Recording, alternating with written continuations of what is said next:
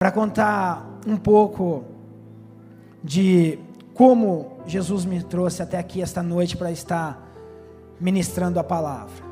Não foi nada fácil, poderia ter sido, mas eu optei por outros caminhos, optei por outros desejos, optei por tantas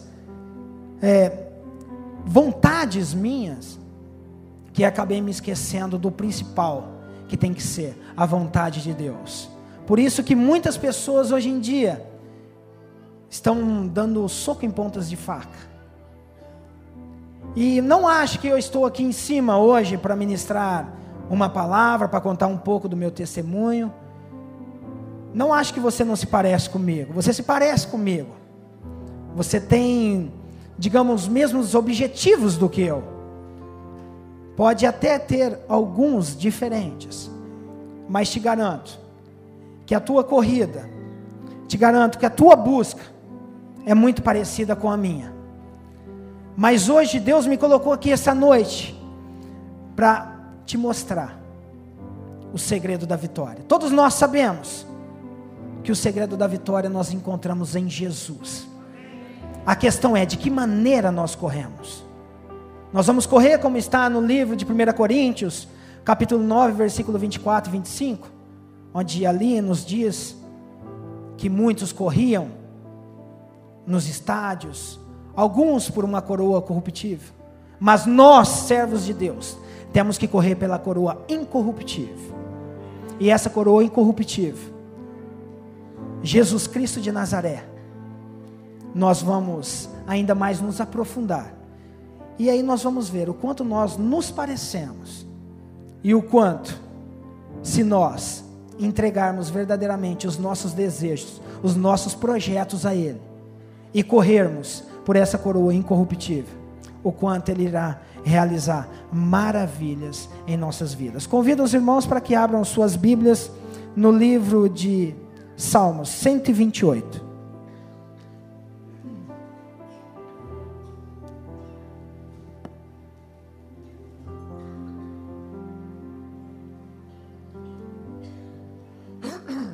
Salmo 128, versículo 2. A partir do versículo 2. Os pastores, quando eu vou ministrar, o coração deles gelam quando eu vou ministrar sobre o Salmo 128, começando do versículo 2. Mas a palavra de Deus nos diz assim: do trabalho de tuas mãos comerás, feliz serás, e tudo te irá bem. Versículo 3. Tua esposa no interior de tua casa será como a videira frutífera, teus filhos como rebentos da oliveira à roda da tua mesa. Versículo 5. O Senhor te abençoe desde Sião, para que veja a prosperidade de Jerusalém durante os dias da tua vida. E o versículo 6. Veja os filhos dos teus filhos, paz sobre Israel. Vocês estão entendendo? Não. Mas eu vou mostrar para vocês o quanto vocês se parecem comigo. Primeiramente eu vou me apresentar. O meu nome é Cícero João de César, tenho 37 anos, sou ex-atleta profissional de futebol. Há 3 meses eu parei de jogar futebol. Meu nome é Cícero, meus pais são católicos, hoje não mais praticantes devido à idade. Minha mãe hoje encontra-se com um câncer no rim direito, vai ter que fazer uma cirurgia daqui a alguns dias. O meu pai minha mãe tem 74 anos para 75, meu pai 77 para 78. Meu pai tem diabetes, está de cadeira de roda. Todos os dias ele pede para morrer, porque ele vive uma constante dor. Hoje ele me pediu: meu filho, quando você chegar na igreja, reza por mim e pede para que Deus me mate. Eu falei: não, pai, eu vou lá orar, porque o meu Deus é Deus de vida, e só Ele pode tirar a vida. E eu vou orar para que Ele te dê ânimo para viver. Mas o meu nome, meus pais me deram quando eu nasci. O 6º filho, uma irmã minha com 5 anos de idade faleceu. Eu ainda não era nascido.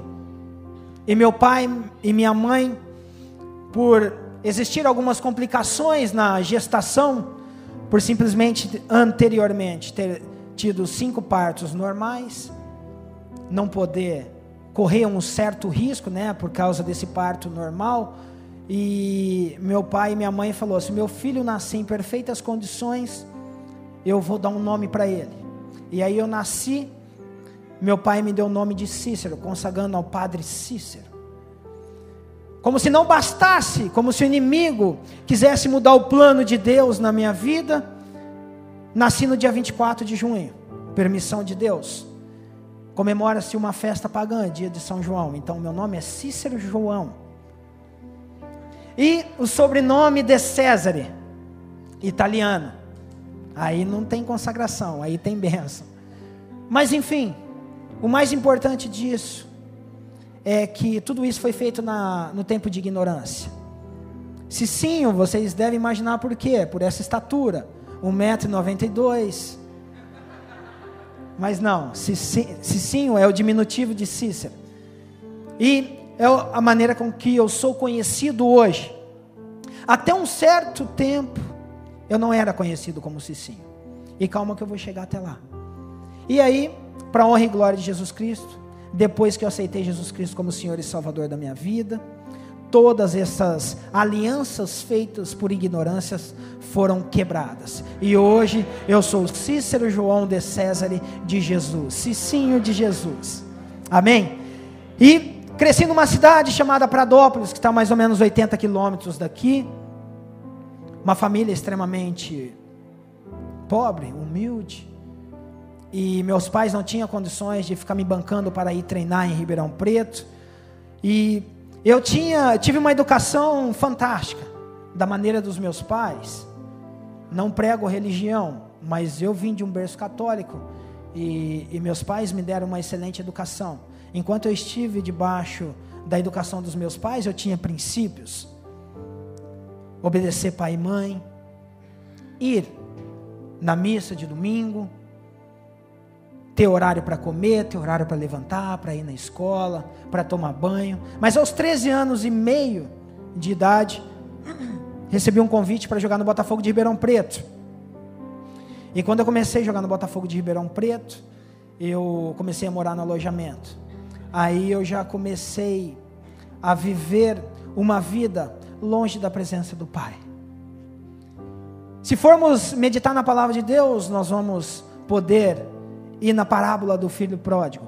O filho pródigo, enquanto ele esteve na casa do pai, ele vivia com abundância.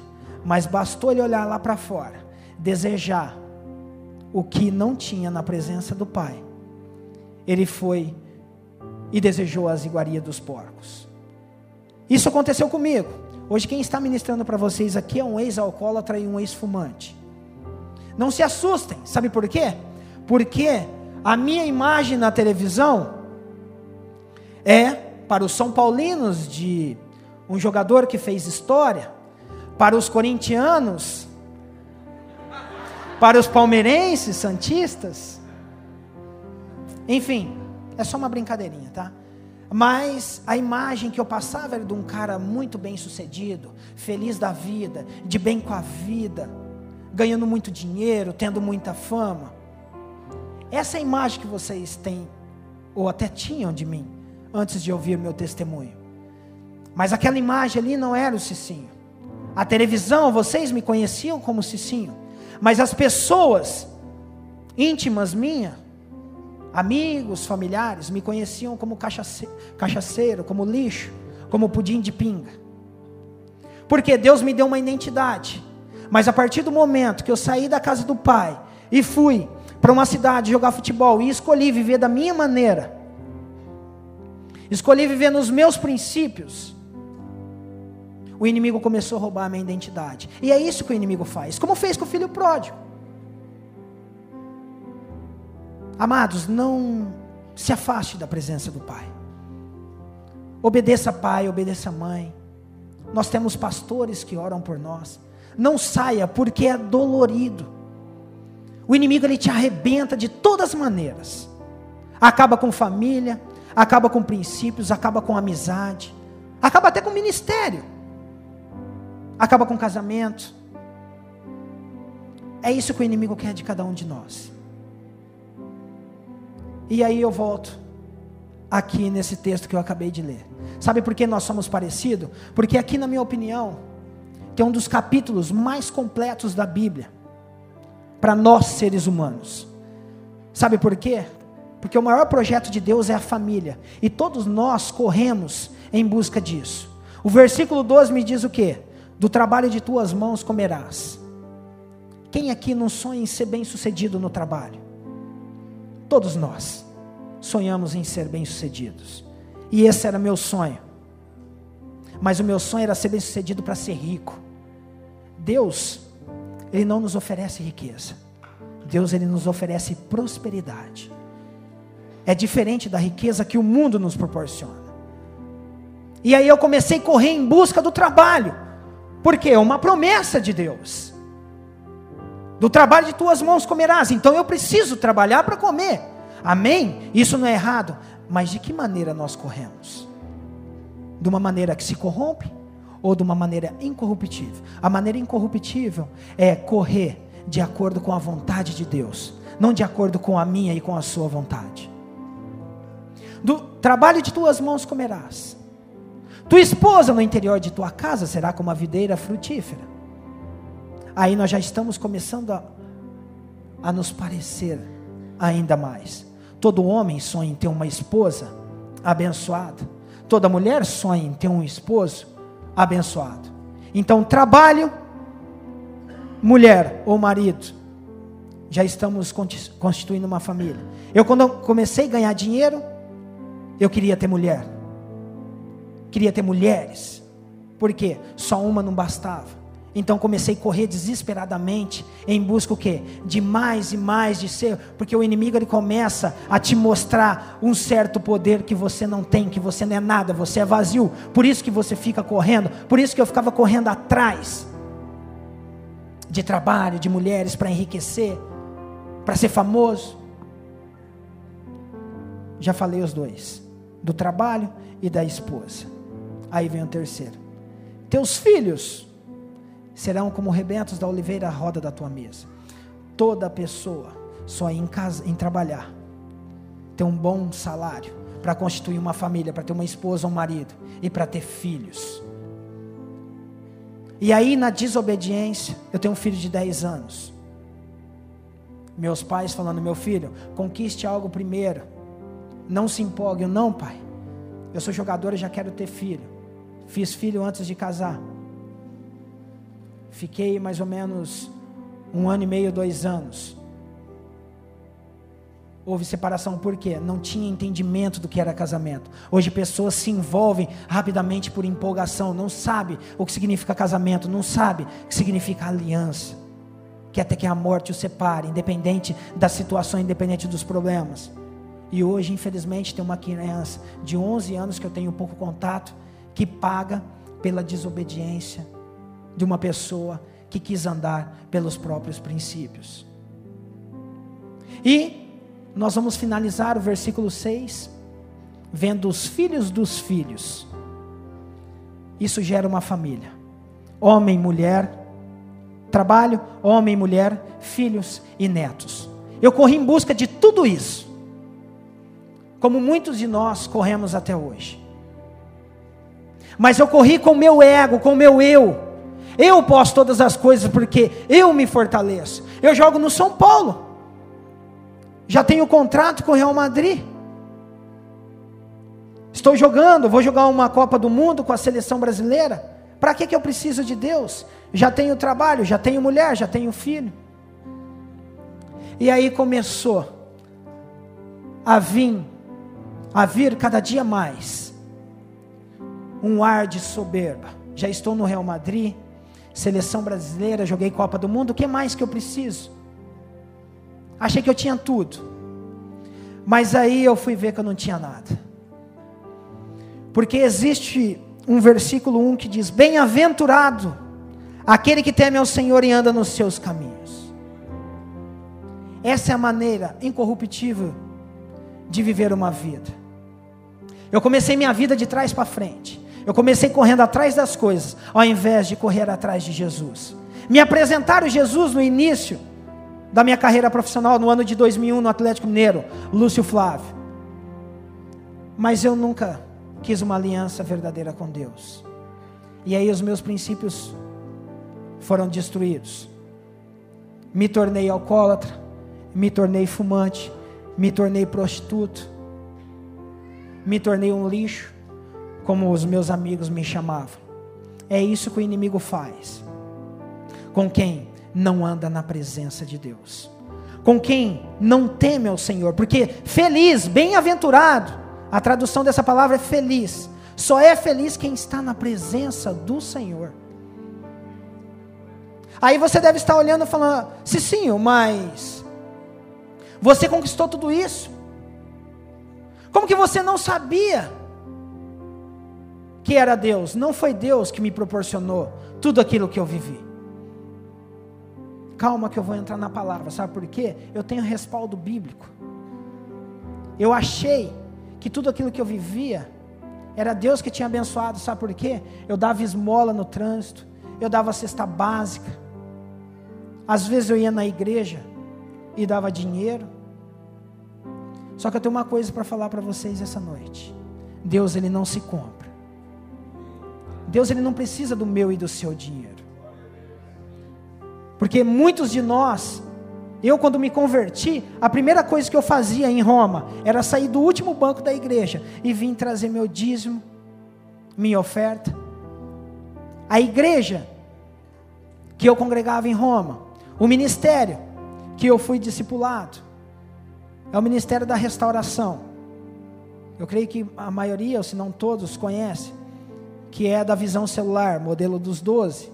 É um ministério que prega muito também sobre primícias. Primícias, você pega 30 dias do seu trabalho, e esse um dia, o primeiro dia, são as primícias, você entrega na mão do sacerdote. Isso é bíblico. Algumas igrejas pregam sobre primícias, e eu vivo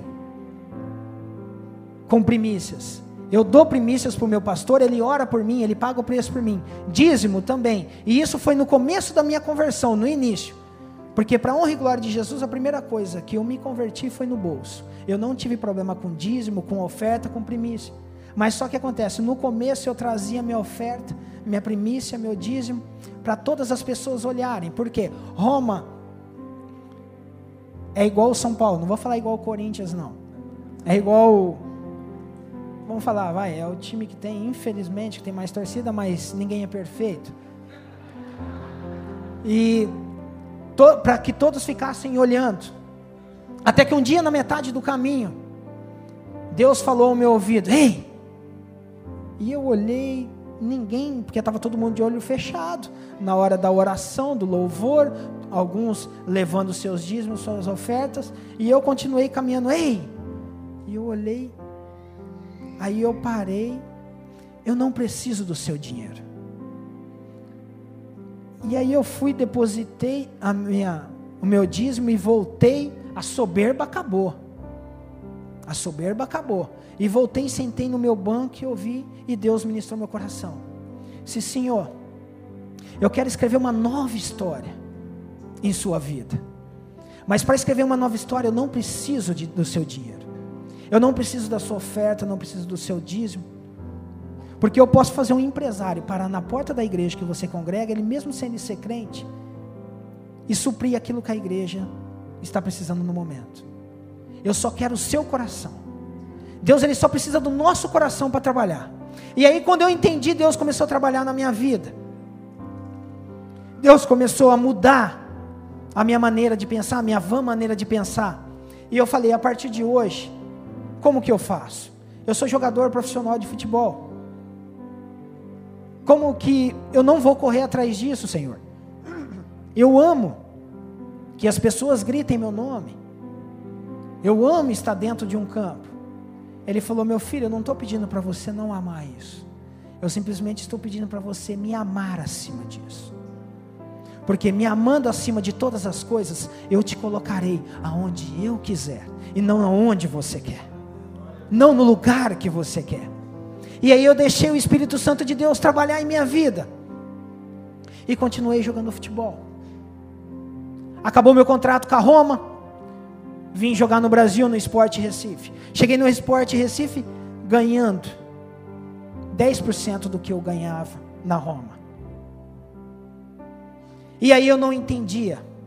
E aí Deus me ministrou meu coração. Sede fiel no pouco, que sobre muito eu te colocarei. E aí eu falei, Senhor, mas eu acho que está errado essa tua palavra. Porque eu fui fiel no muito, e agora eu estou no pouco. Ele falou, não, meu filho, você não está entendendo. Aquilo lá que você viveu foi uma simples permissão na sua vida. Não, Senhor, mas eu estava lá, o Senhor me abençoou para eu chegar na Roma, o Senhor me abençoou para eu chegar no Real Madrid, na seleção brasileira. Deus falou assim, não, meu filho, vai lá no livro de Lucas, capítulo 4. Aí eu fui. Aí ele falou assim, lê. Ok, a tentação de Jesus, o que o Senhor quer dizer com isso? Ele falou assim, quem levou Jesus até deserto? Aí eu falei, o seu Espírito Santo? Ele, sim. Agora, quem colocou ele no topo mais alto e ofereceu tudo para ele? Eu falei, o diabo. Ele falou assim, então nem sempre sou eu que coloco em cima. Preste atenção.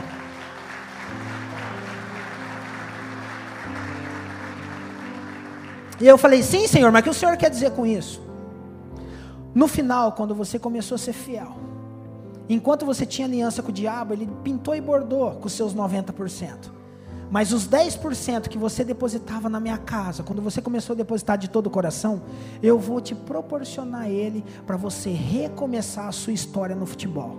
Seja fiel a Deus, que Ele não vai te deixar faltar nada. E aí eu entendi.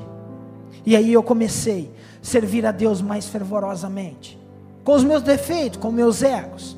Joguei 1 ano no Sport Recife, e quando achei que estava tudo mil maravilhas, recebi uma proposta do Vasco da Gama. Falei, amor, é de Deus. Recebo uma ligação do Roberto Carlos, ele me chama de anão, tá? E eu falei, e eu chamei de lindo.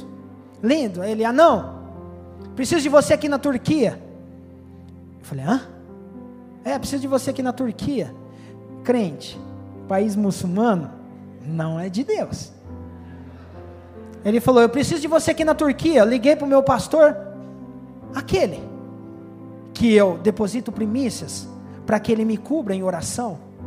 Esse pastor foi no monte, no Espírito Santo, falou, meu filho, não decide nada ainda, eu vou orar. E ora daí também você e sua esposa. Passou 2 dias, ele me ligou, meu filho, tenho 3 notícias para você. Falei, pode falar. Primeira, se você quiser acertar no Brasil, você vai ser abençoado. Você vai viver muita guerra, porque você sabe como acontece com os salários no Brasil. Mas Deus vai te honrar. Se você for para a Turquia, Deus vai te honrar também. A escolha é sua e da sua esposa. Só que Deus pediu para que você esteja com o coração em paz para tomar essa decisão. Não corra atrás do corruptível. E aí eu pensei, corruptível?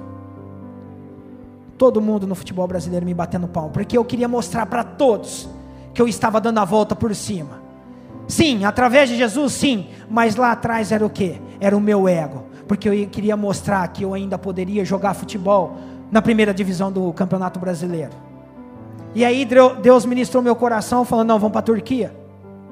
E a terceira, meus filhos, Deus falou assim, que está implantando uma semente no ventre da sua esposa, porque minha esposa tem uma dificuldade para engravidar. Como que é o problema, amor?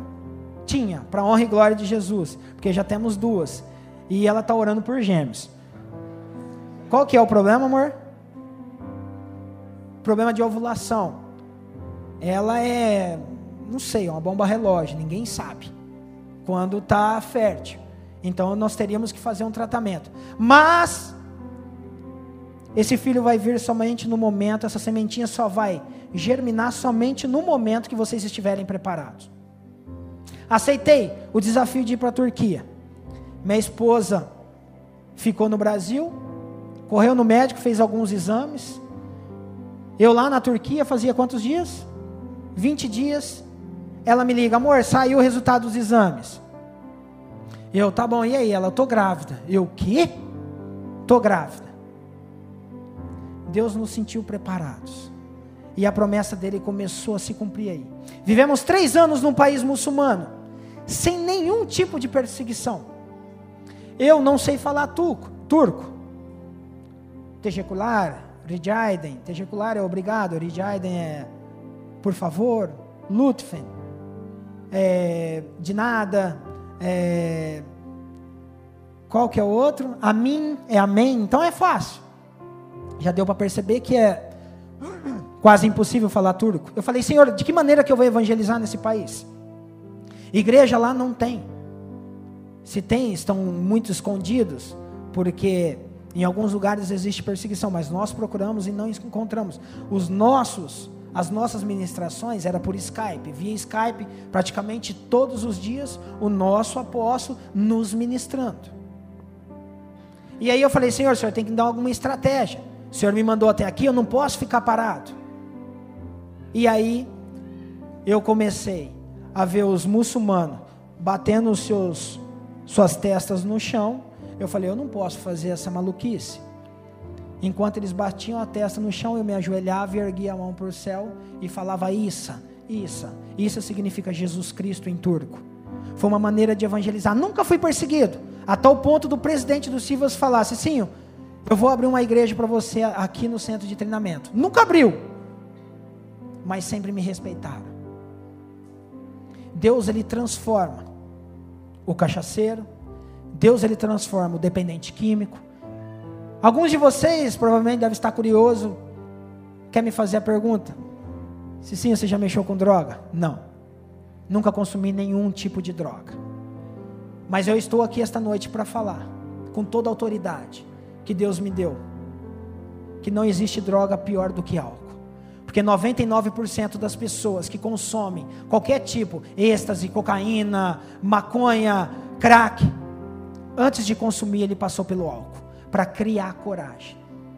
Então não caia em armadilha com um copinho, não faz mal, uma cervejinha sem álcool não faz mal, um cigarrinho não faz mal.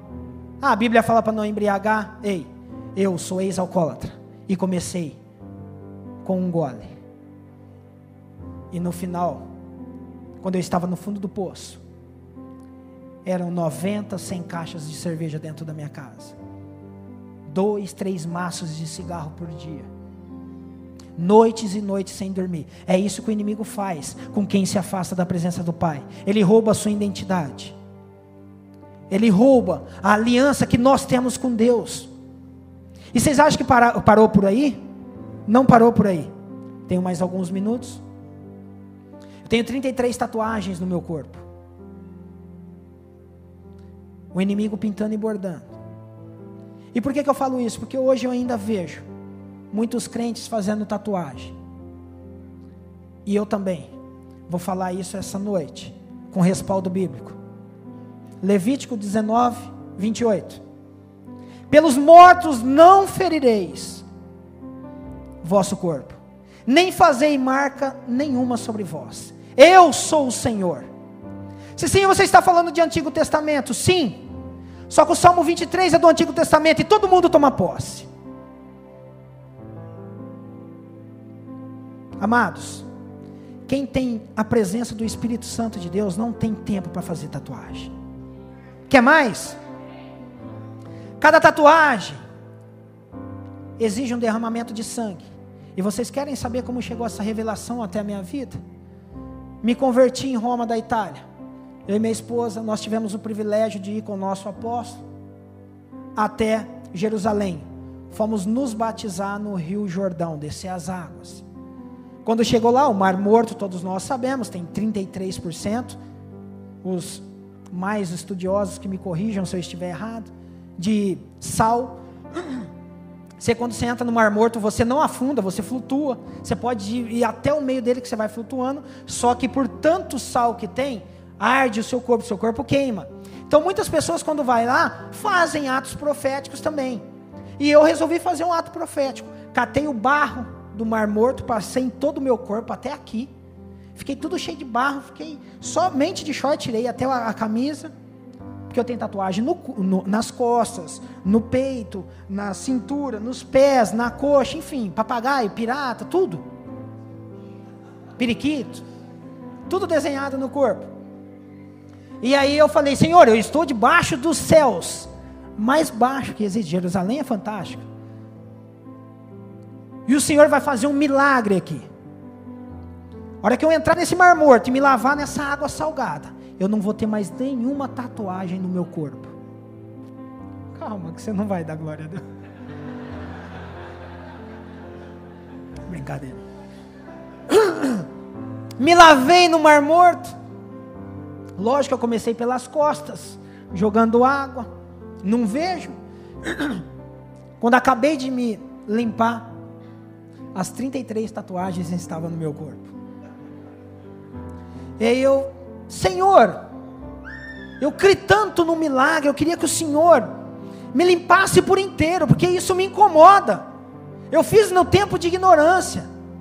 Deus falou assim, meu filho, o pecado deixa marcas, o pecado tem consequência, use isso para pregar para muitas pessoas que ainda estão na cegueira, porque tem filhos meus, que têm aliança comigo, mas que por viver atrás de coisas corruptíveis, estão fazendo tatuagens. E aí eu falei, Senhor, me explica de que maneira que o Senhor quer falar o meu coração. Ele falou, meu filho, tatuagem, primeiramente, ou a pessoa faz por idolatria. Eu tenho o nome do meu filho, dos meus 9 sobrinhos, tenho frases bíblicas, tenho a Bíblia desenhada, o nome dos meus pais. Ah, sim, mas a Bíblia é idolatria, versículo. Para amar a Deus, a gente não precisa tatuar o nome dele. Basta o nosso coração estar voltado para ele. E o nome do meu filho, dos meus sobrinhos, dos meus pais, eu não falava que amava ele, sabe por quê? Eu vivia embriagado. Então não tinha tempo para demonstrar amor. Então eu me tatuava. E pai nenhum quer isso. Filho nenhum quer isso, filho quer ser amado, pai quer ser amado. E aí, você derrama sangue. Para quê? Para te curar daquela depressão que você se encontra, por não poder expressar o amor da maneira que você queria. Porque o inimigo te engana, o inimigo me engana. E aí o sangue era derramado, no outro dia eu acordava cheio de dor, e mostrava para as pessoas, nossa, que bobeira que você fez. Digamos, meu pai falou, não é mais fácil você falar que me ama do que tatuar o meu nome no teu corpo? Amados, tatuagem não vai te curar de remorso nenhum. Tatuagem não vai nos fazer amar ninguém. Tatuagem não vai nos livrar de depressão nenhuma. Sabe por quê? O único sangue que derramado, que purificou, que justificou, que nos libertou é o sangue de Yeshua HaMashiach. Esse sangue liberta. Esse sangue torna um cachaceiro, um fumante, saindo da casa do pai dele, hoje como aconteceu comigo, orando pelo meu pai, falando, papai, eu te amo, mamãe, eu te amo, minha esposa, eu te amo, minhas filhas, eu amo vocês. É assim que Jesus Cristo faz. Não vamos ficar correndo atrás dessas coisas que não edificam. Respeito quem faz tatuagem. Quer fazer, o corpo é seu, mas foi o que Deus ministrou na minha vida. E eu te aconselho, quem tem o selo do Espírito Santo, eu tenho tatuagens para terminar, vocês acham que eu vou terminar? Nunca na vida. Dói, é feio, vou ficar velho, não vou ficar barrigudo, amor, mas vou ter tatuagem, horroroso. E o pecado deixa essas marcas, e nós somos importantíssimos para Deus. Quando eu reconheci que eu era totalmente dependente de Jesus, Ele me ensinou, meu filho, ser feliz, tema primeiramente a mim, e as demais coisas eu vou te acrescentar. Pare de ficar correndo atrás dessas coisas. E aí eu estava muito edificado ali em Roma. Pastor, quantos minutos eu tenho mais? Até 9? Oh, glória a Deus. Minha esposa tem que ministrar aqui, porque ela ministra. Ai, aquele relógio está contra mim, aquele relógio precisa se converter. Ela ministra assim, só para descontrair, tá, gente? E aí eu falei, eu estou muito forte, estou num país muçulmano, na Turquia, comecei a evangelizar. 3 anos jogando na Turquia, os 2 primeiros anos, como o melhor lateral direito da Turquia, como um dos melhores da Europa, atrás de Daniel Alves, Felipe Lan e quem que era o outro? Terceiro, eu não lembro. Se era o Rafinha, eu não lembro quem que era. Mas eu entrava entre os melhores. E o Sivas não é considerado um time grande, é considerado o 6º time da Turquia. Tem Galatasaray, tem Beşiktaş, tem Fenerbahçe, tem Trabzonspor, Kasımpaşa e depois tem Sivasspor. E aí eu aprendi, porque ali Deus me honrou. Porque às vezes nós estamos correndo atrás de trabalho, de algo tão grande, longe da presença de Deus. Eu fui para o Real Madrid, fui para Roma, seleção brasileira, sem a presença de Jesus, sem ter aliança com Deus, e nunca vivi feliz, mesmo estando nos lugares mais altos. Mas quando Deus me levou para a Turquia, para jogar no Sivasspor, considerado um time pequeno, Deus ele não escolhe lugar para honrar os seus servos. Ele pode te honrar onde você está hoje, Ele pode te honrar no lugar que Ele quer te colocar amanhã. Deus ele te honra no lugar que Ele quiser, porque às vezes o lugar pequeno para você é o lugar grande para Deus, e Deus fez daquele lugar um lugar grande para mim. Só que no 3º ano, eu novamente como o melhor lateral direito da Turquia, e faltando 5 jogos para acabar o campeonato, em abril do ano de 2016, me veio uma lesão no joelho, jogando contra o Beşiktaş, o time que queria me contratar. Eu completei 35 anos, em junho de 2016 ia completar 36 anos. De março eu já vinha conversando com o time do Brasil, já estava tudo certo, porque eu e minha esposa, nós já não queríamos mais ficar na Turquia. Tínhamos propostas de trabalhar como diretor ou continuar como jogador, mas o nosso coração já estava no Brasil, e eu fiquei apalavrado com esse time. O meu contrato com o Sivas ia acabar 31 de maio, eu ia chegar no Brasil dia 3, dia 4, dia 5 eu ia assinar com esse time no Brasil. Falei, olha, eu só tenho uma coisa, eu só vou voltar atrás da minha palavra, se o São Paulo quiser me contratar, porque também tinha empresários trabalhando nisso. E o clube falou assim, sim, tranquilo, a gente tem um projeto muito grande aqui, quer contar contigo, e precisamos do teu nome. Eu, amém. E aí, faltando 5 jogos, eu machuquei o joelho, rompi o ligamento do joelho esquerdo, e essa é uma contusão, que você fica parado de 6 meses a 1 ano, e aí ali eu forte, cheio da presença do Espírito Santo, quando caí dentro do campo, 38 minutos do primeiro tempo, faltando 5 jogos para acabar, eu falei, Senhor, que planos são esses para o teu servo aqui nessa Turquia, nesse país muçulmano, no lugar que eu tenho orado pelos muçulmanos, tenho feito orações dentro da concentração, ungimos tradutor, ungimos preparador físico. Esses são os teus planos para mim? Quem vai querer me contratar agora, Senhor? Depois de toda a fama, meu nome ainda no Brasil, para muitos, não é de uma pessoa que está nos teus caminhos. Existe muita dúvida, ninguém vai querer me contratar. Deus ficou calado. Eu com a mão nos joelhos, me colocaram na maca, me levaram até o departamento médico do estádio, e meu joelho começou a inchar, e aí me perguntaram, o tradutor, e aí Cicinho? Eu falei, olha, eu já rompi 2 vezes o ligamento do joelho direito, e eu sei como que é, eu rompi o ligamento do joelho esquerdo, minha carreira acabou. Eu me autodiagnosticando.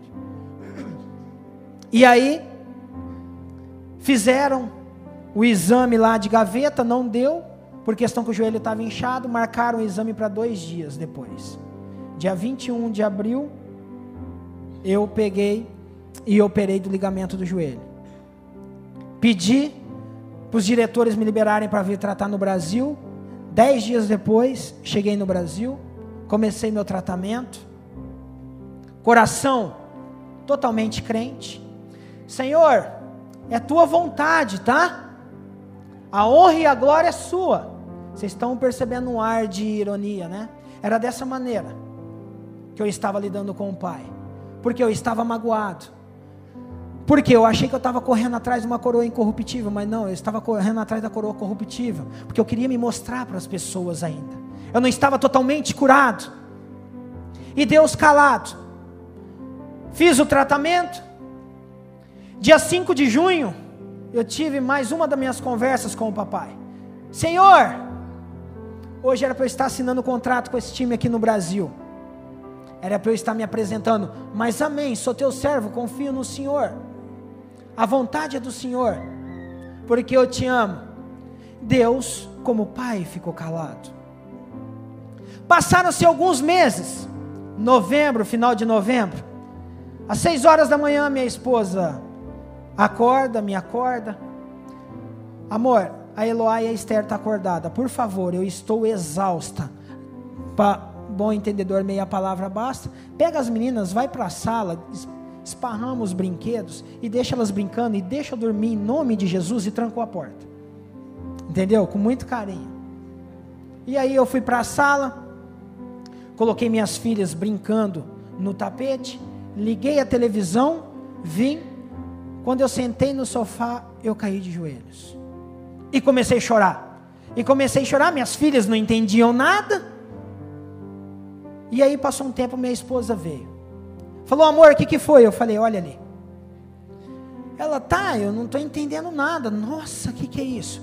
O time que era para eu ter assinado o contrato, dia 5 de junho, chama-se Chapecoense. Deus, quando está em silêncio, Ele está te livrando e me livrando da morte. Mas nós somos egoístas e não sabemos o tempo de Deus. Era para eu ter assinado com a Chapecoense. Eu tenho um celular com mensagens do Mauro, o diretor que estava dentro do voo. Era para minha digníssima esposa. Está viúva, com minhas filhas, provavelmente casando de novo. Vocês riem, mas é a área que eu mais chorei. É isso que Deus faz. Ele cuida de nós mesmo quando somos egoístas. Ei, não se preocupe com as coisas do mundo. Não se preocupe com o seu ego. Não se preocupe quando você sai da sua casa. As pessoas ficam te zombando que você está vindo e nada está mudando. Está mudando sim, sabe por quê? Porque quando Deus está calado, Ele está trabalhando em nosso favor. Mesmo sem a gente ver. É porque os nossos olhos é nisso daqui, ó. Nossos olhos é nisso daqui. Material, físico. A nossa conquista, ela é gerada no reino do Espírito. Assim como nós vimos essas mulheres grávidas aqui. Estão gerando. 9 meses, daqui a pouco vem. Ei, calma que a sua bênção está chegando. Calma que o seu milagre está chegando. Não desista de caminhar com esse Deus maravilhoso. Como eu falei, todos nós somos importantes para Deus. E Deus, Ele me ministra de uma maneira tão engraçada, que outro dia o pastor estava ministrando lá na minha igreja, e eu falei, sou eu. Sabe quem? Evangelho segundo escreveu Marcos. Evangelho de Jesus segundo escreveu Marcos, capítulo 11. Nós vamos nos deparar, e eu vou finalizar aqui, com a entrada triunfal de Jesus Cristo em Jerusalém. Só que antes dele entrar, Ele falou assim para os discípulos, vai lá na cidade tal, na rua tal, vira tal, que você vai encontrar lá preso um jumentinho. Desamarra ele e traz aos discípulos. Senhor, mas e se o dono perguntar? Não, se o dono perguntar, pode falar que o mestre precisa dele. Vocês não entenderam nada, né? Eu me coloquei, sabe quem? No lugar do jumentinho. Sabe por quê? Jesus Cristo precisa de um jumentinho para entrar em Jerusalém. Mas Ele dá tanto valor às coisas, Ele dá tanto valor em nós. Eu não estou nos comparando com um jumentinho, não. Só que eu estou mostrando como que esse nosso Jesus Cristo é perfeito. Ele precisou de um jumentinho para entrar em Jerusalém. Mas só que esse jumentinho, parecido com o Cicinho, voltou para casa e conversou com a mamãe dele. Mamãe, a senhora não vai acreditar. Viram aqueles homens que vieram me buscar aqui? Sim. Me levaram ali perto. Eu fui para Jerusalém. Cheguei em Jerusalém. Jogaram tapetes, jogaram vestes, jogaram ramos. me aplaudiram, gritaram: Hosana ao que vem em nome do Senhor, Hosana ao que vem em nome do Senhor. A senhora não acredita, mamãe, o quanto eu fiquei importante. A mãe dele: meu filho, que bênção. Mas deixa eu te perguntar, quem que estava contigo? Ele é um tal de Jesus Cristo Nazareno. Ah, é? Meu filho, vamos fazer o seguinte: volta amanhã lá em Jerusalém, e depois você vem para casa que nós vamos conversar. O jumentinho no outro dia nem dormiu direito. O Cicinho voltou lá. Antes dele chegar na cidade, já jogaram um laço, laçaram ele, amarraram, chicotearam, tacaram pedra, xingaram de burro, asno, jumento, de tudo, machucaram ele todo. 3 dias depois, sem água, sem comida, liberaram ele. Volta ele para casa, todo mancando, todo arrebentado. A mãe dele: meu filho, o que aconteceu? Mãe, a senhora não vai acreditar, eu voltei no mesmo lugar e me arrebentaram. Mãe, olha do jeito que eu estou. A mãe dele olhou para ele: meu filho, você não entendeu. O segredo do seu e do meu sucesso é quando Jesus está conosco. Sem Jesus nós não somos nada. Sem Jesus nós vamos sair ali fora, vamos ser arrebentados, vamos ser pisoteados, vão fazer chacota de nós. Mas quando nós temos Jesus, nós somos perseverantes. Sabe por quê? Quem te vaiava vai te aplaudir. Pessoas que falavam: isso daí que o Cicinho vive é só fogo de palha. Um cara que bebia, que fumava do jeito que ele, um cara que vive essa vida com dinheiro, para que ele quer Jesus? Não. Sem Jesus, eu e você nós somos pobres, porque o dinheiro não compra salvação, o dinheiro não compra paz, o dinheiro não compra família, o dinheiro não compra amor, o dinheiro não compra um sono maravilhoso.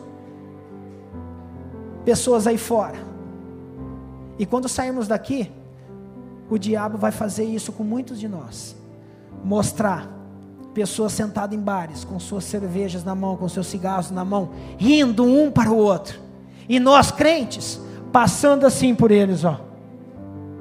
Sabe por quê? O inimigo prega que ali fora que é bom. Não é não, nós temos que sair daqui rindo, dando glória a Deus, e quando passar, olhar para eles, e se abraçar e falar: oh Jesus, lindo, maravilhoso, porque aquilo ali é tudo engano, eu vivi, e é mentira aquilo. Verdade é isso daqui, ó. E essa verdade liberta, essa verdade cura, essa verdade salva, essa verdade restaura casamento, restaura a vida, restaura a família, e transforma um ex-cachaceiro, um ex-lixo, um ex-pudim de pinga, um ex-fumante, um ex-prostituto, num pregador da palavra. Se você não crê em milagre, olha aqui para cima, tem um deles falando.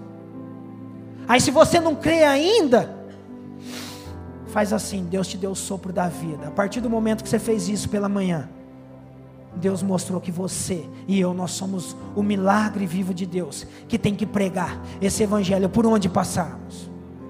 E nós somos o outdoor de Deus, o outdoor de Deus. Se sairmos aí fora tristes, cabisbaixos, ninguém vai querer servir esse Jesus que nós servimos. Mas se nós sairmos dando glória a Deus, eu vou passando pela prova, dando glória a Deus, não vou cantar aqui não, senão vocês vão se espantar. Aí é muito dom para uma pessoa só, aí esse Deus não me deu não. Mas se nós sairmos daqui adorando em espírito e em verdade, esse Deus vai nos transformar. Gente, Ele me transformou, Ele me transformou, Ele me mudou, e não foi eu que escolhi, Ele que me escolheu. Eu falo: Senhor, o que é isso? Ontem eu fui ministrar para jovens na cidade de Ribeirão Preto, no Intera Jovens, tinha mais de 350 jovens, e eu falei: Senhor, aqui tem vários ministérios, ministrar para jovem. Eu não tinha nem a palavra ainda, porque quando eu vou dar meu testemunho, eu espero Deus falar, porque eu gosto de ministrar o meu testemunho falando da palavra de Deus, porque eu não posso subir aqui e pregar heresias. E aí eu falei: Senhor, eu estou vendo pessoas aqui que são de congregações, de igrejas que são liberal, o que eu faço?